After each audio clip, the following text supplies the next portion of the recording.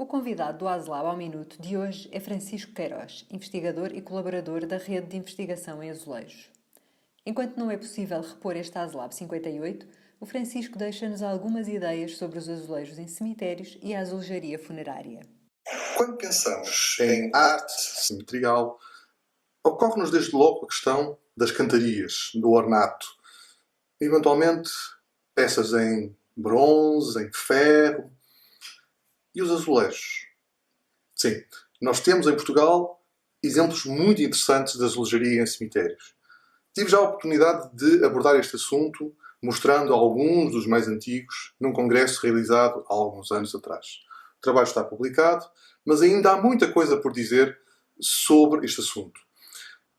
A verdade é que alguns dos exemplos mais interessantes de azulejaria em cemitérios portugueses estão em cemitérios relativamente desconhecidos, mais pequenos, e às vezes quando estão em cemitérios maiores, toda a arte cemiterial que se nos apresenta perante os olhos quase que nos faz esquecer que também existe azulejaria nesses locais.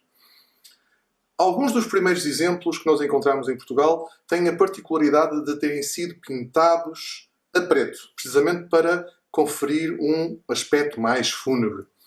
Nós podemos encontrá-los em campas rasas, formando cruzes.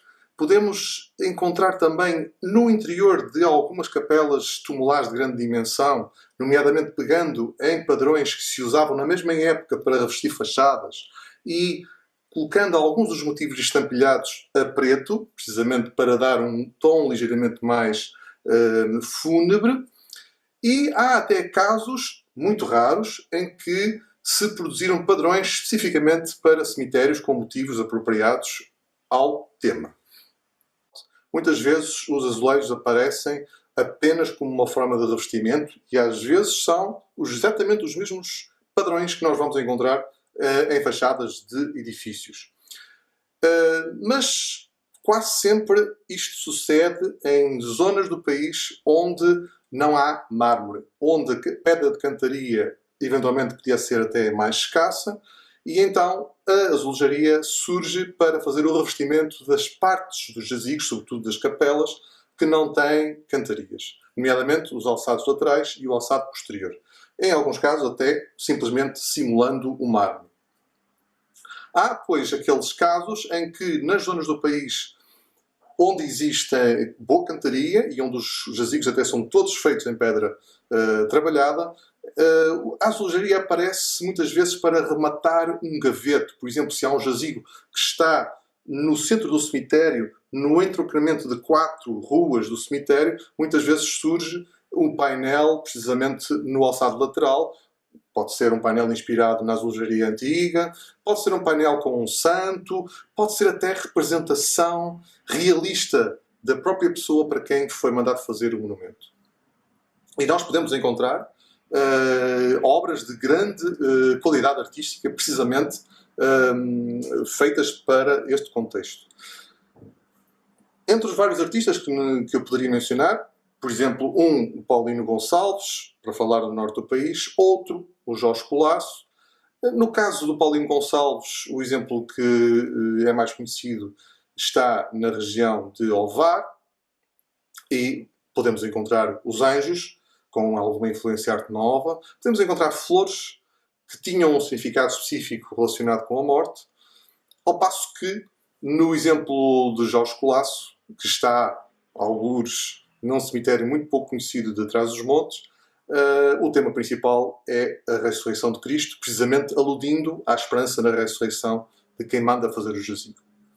E quando nós estamos no século XX, é muito comum que a azulejaria nos cemitérios seja essencialmente uma azulejaria figurativa, de pequenos painéis, de matriz religiosa, em que a ressurreição é um dos que se representa mais vezes. E nós podemos encontrar até, por exemplo, a ressurreição num dos lados do jazigo e no outro lado o nascimento, o que corresponde a uma espécie de ciclo de vida em que no final haverá depois uma outra vida. O jazigo onde nós podemos ver isso facilmente é o jazigo da família Vieira, na ilha de São Miguel. Portanto, vocês podem encontrar azulejaria em todo o país. E é curioso porque este da família Vieira é de uma família ligada à produção cerâmica desde o século XIX. Ainda hoje a fábrica existe na Lagoa.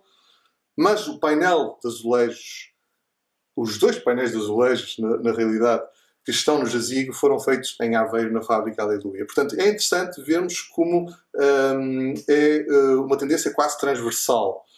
E se formos a Sacavém, obviamente, vamos encontrar também muitos exemplos de azulejaria em cemitérios. O cemitério de Sacavém é provavelmente um dos exemplos mais interessantes.